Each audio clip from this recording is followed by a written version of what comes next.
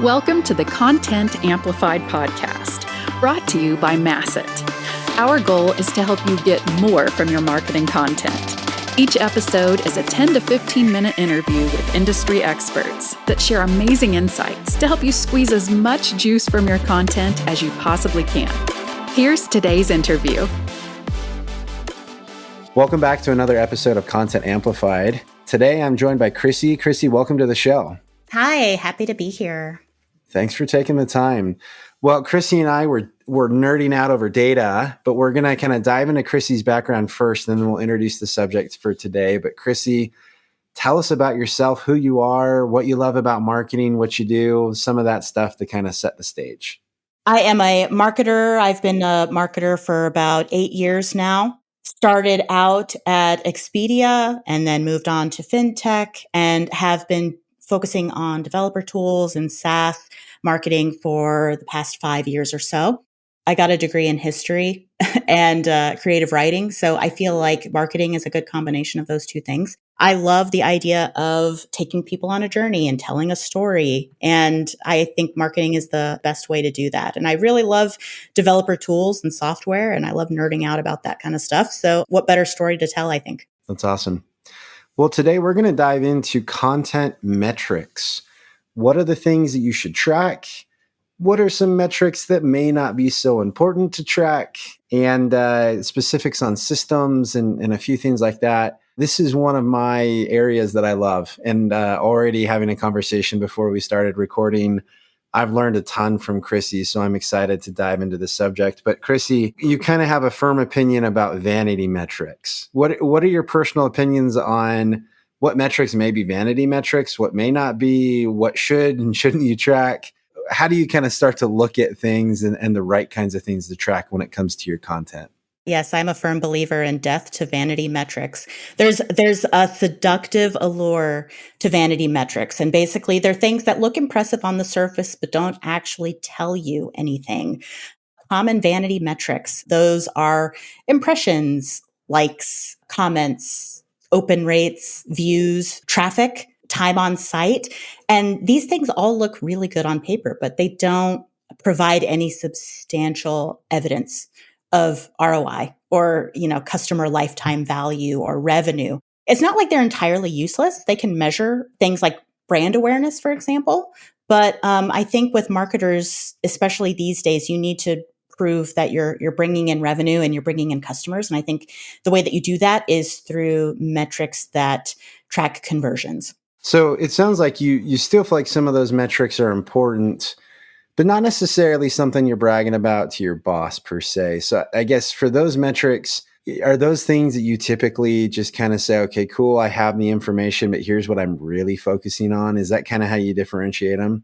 Yes. So non-transactional kind of goals like brand awareness, if there's a huge dip or a huge gain, like that tells you that there is something happening. So it's good to keep those in mind. But when it comes to marketing, you really do want to focus on how are you actually contributing revenue? I think I mentioned this to you before. The switch from Universal Analytics to GA4 was, I think, a really pivotal time in content marketing. And I think a lot of content marketers were really opposed to it because it meant that we had to kind of reframe our education on metrics. But the great thing about GA4 is that it made us return to engagement and action, not just time on page. It's what is actually converting. So conversion metrics in GA4 are incredibly important. One of my favorite metrics is engagement rate. So everybody was really upset about bounce rate is gone, but engagement rate is 10 times better. So people came to the page. Did they take actions? Were they there for more than 10 seconds? Did they do a conversion event? And did they see more than 2 pages or 2 screens? I think that tells you a whole lot more than how many people showed up and then left. If you're looking at engagement rate, what would be, and I know every industry, product, company is all completely different. Do you have any recommendations for benchmarks that you would say, hey, this is a red flag engagement rate, or this is hey, you're probably doing something right? What would be some of those, at least baselines for people to consider? I would say that 60% engagement rate is pretty good. So there's a few things that go into that. It's engaged sessions. So how many people showed up and how many people were engaged, how many people did a conversion event. So it's a formula, but I would say 60% is a pretty good conversion rate. So at my company, we had a 47% conversion rate, and that told me that there was some room for improvement. So now we're hovering at about a 65 to 66% engagement rate, but I think 60 is a good place to aim for. So if you're there, then you're doing a lot of things right.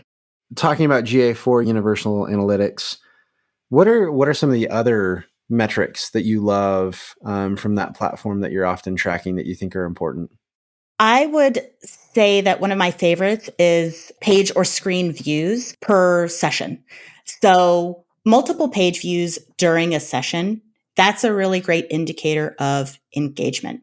GA4 considers sessions with more than one page or screen view as more engaged. So I like the fact that there's engagement rate that encapsulates a lot of different engagement metrics, but pages or screen views is also really important, especially now as we're talking about customer journeys or buying journeys. If you have 1.5 page views per session, then people aren't really going on that much of a journey. It's a step and a half. So on my old website, we had something like 1.3 pages per session. And now we're hovering at about 4.5 to 5.3 pages per session. And that's telling us a lot that people are going from page to page.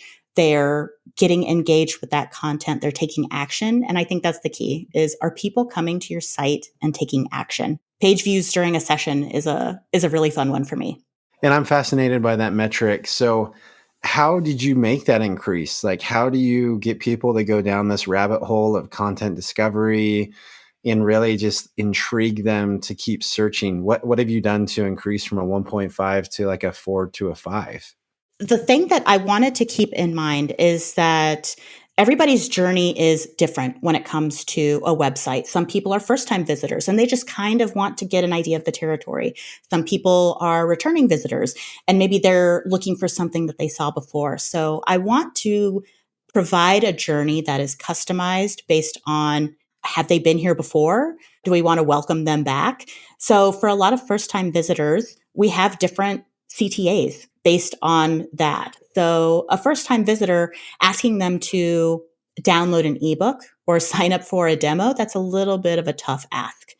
So for first-time visitors, we have it customized to sign up for a newsletter, check out our blog, some other kinds of content that get them acquainted with who we are and what we do. And for return visitors, we have some different CTAs that appear around, hey, can we run a specific report for you? So Macrometa, one of our core products, increases core web vitals for enterprise websites. So we can take a look at an IP address or where they're coming from and say, hey, you have some room for improvement of your Lighthouse score. Would you like us to run a report? But doing that for a first-time visitor isn't necessarily a great ask, but a returning visitor, I think that's a really alluring piece of content. And the other thing that I did was I wanted to have action throughout a page. So on our home page, I'll do an introduction to an idea and then have them go learn more. So instead of keeping CTAs at the top or at the very, very bottom where people have to scroll to kind of find what they want, I give them little steps on their journey throughout the way. When someone does eventually download an ebook or sign up for a webinar or something, I know that they've been 2 or 3 pages deep into the website. Really, it's just reveal a little bit and give them an option to exit the journey early and go off on that tangent. And then that's where you're going to get links to more middle of funnel, bottom of funnel content, and they can continue the journey from there. So really just being aware that your homepage is just a place to introduce ideas. And if someone's a first-time visitor and someone's a returning visitor, they're going to want different things. It's all a work in progress, but I think that's part of what's contributed to that increase in pages per session. When you're looking at landing pages, the advice and the overall normal recommendation with landing pages was get rid of your header, get rid of your footer, just trap them in there. There's no way but the form to exit, right? You trapped them. They don't want to click the back button. They just want to move forward. Do you have that same approach, or do you feel like landing pages are different? How do you treat those two different scenarios? Because I agree with your philosophy on homepages. It's making me question how I treat landing pages. So I'm curious if you have this figured out already. That's why I think the navigation bar is incredibly important. I think that's the way to be not obtrusive and not kind of pushy, but also gives people an avenue to choose their own adventure. So a navigation bar doesn't have to be crazy, but it needs to be well worded. So if you're thinking about solutions, blog, here's a link to a demo, just having that navigation bar be really clear, and then it allows people to go on that journey. I'm not super concerned about headers. I don't think they're really important. I think they can add some visual interest, but I put a lot of focus on the navigation bar. Is it clear? Is it concise? If people are interested, they can skip ahead to whatever journey they want to take. But I think having a navigation bar that stays with you that's what I have found is really, really helpful. I don't want to change the reading journey, but I do want people to have an out to like navigate new threads and, skip ahead if they want to. I put a lot of importance on the navigation bar for sure. I think that's really smart. That's cool.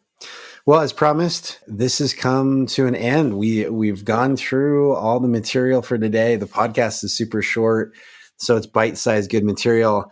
I could see like 8 other episodes I'd be fascinated to talk to you about, but I really do appreciate it. These are a couple metrics that I think are absolutely vital for content tracking and success. I think it's such a great way to look at those vanity top of the funnel metrics, keeping those in their place, but really saying, okay, these are the things that I'm really concerned about. I think you have a very tactical approach on this turns into revenue. And these are the metrics I'm going to measure. And I think that's great. I'm also guessing your sales team loves you and the rest of the marketing team, because believe me, every time a marketer goes into a sales team and talks about impressions, no one's going to be very impressed. I've been in those meetings. Not only have I been the presenter, but I can also been the receiver of those. And I can definitely tell you the vanity metrics you come out of that meeting a little less for wear at the end of that meeting. But it's such a powerful thing. So, Chrissy, thank you for your time. If anyone wants to connect and continue the conversation, ask you questions, because I already have a million more questions I want to ask. How can they connect with you online? How do they reach out? You can find me on LinkedIn. It's Chrissy Buchanan at Macrometa. Feel free to email me, Chrissy, CHRISSIE,